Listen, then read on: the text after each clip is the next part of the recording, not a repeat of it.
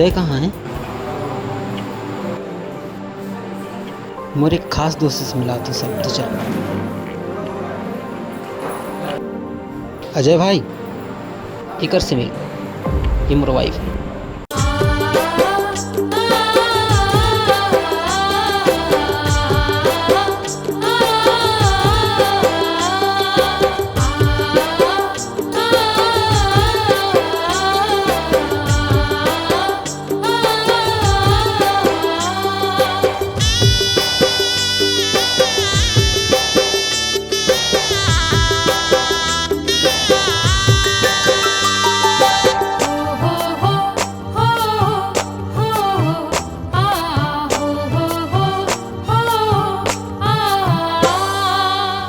मैं तोर प्यार ला ठुकरा के रात दिन रोवत हाँ वो रानी। मैं तोर माया ला भुला के बड़ पछतावत हाँ दीवानी। मैं तोर प्यार ला ठुकरा के रात दिन रोवत हाँ वो रानी। मैं तोर माया ला भुला के बड़ पछतावत हो दीवानी। आजा तैं आ जावो, आजा तैं आ जा, आजा तैं आ जावो, आजा तैं आ जा।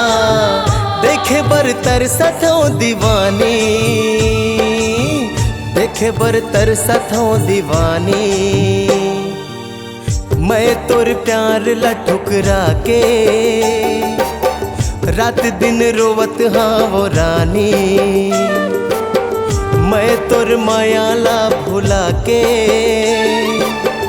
बड़ पछतावत हो दीवानी।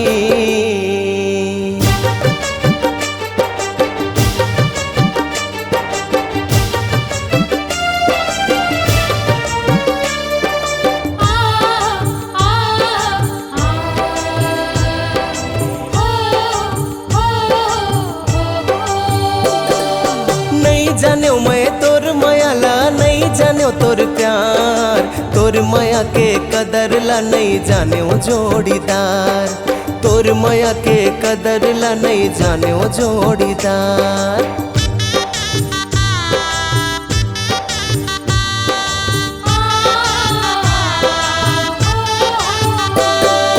नैना ले आंसू मोर रात दिन बहाते। आठों पहर तोर सुरता मोला वो सता थे, आठों पहर तोर सुरता मोला वो सता थे।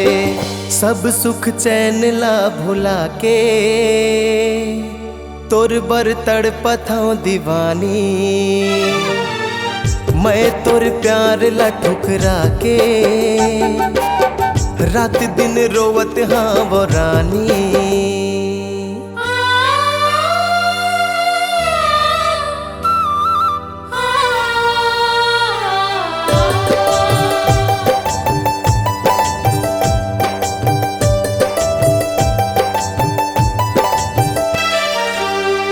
मैं खवा के कहो संगला मोर छोड़ दे, दूसर संग तय कर ले शादी मोर से नाता तोड़ दे, दूसर संग तय कर ले शादी मोर से नाता तोड़ दे।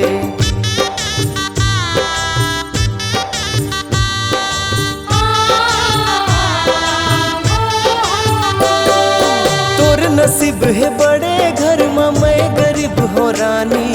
मोर प्यार के खातिर अपन झन दे कुर्बानी, मोर प्यार के खातिर अपन झन दे कुर्बानी। तोला खुश देखे बर मैं सोना पिए हो जहर के प्याली। मैं तोर प्यार ला ठुकरा के रात दिन रोवत हो मैं रानी। आजा तैं आ जावो, आजा तैं आ जा, आजा तैं आ जावो, आजा तैं आ जा। देखे बर तरसत हो दीवानी, देखे बर तरसत हो दीवानी। मैं तोर प्यार ला ठुकरा के रात दिन रोवत हो मैं रानी, मैं तोर मायाला भुला के बड़े पछतावत हो दीवानी।